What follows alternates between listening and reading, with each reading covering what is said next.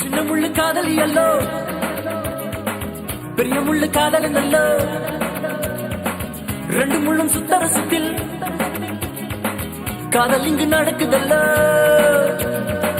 சின்ன முள்ளு அழுத்தமானது மெதுவாய் போகும் பெரிய முள்ளு தூரத்தி பிடிக்குமே அதுதான் வேணும்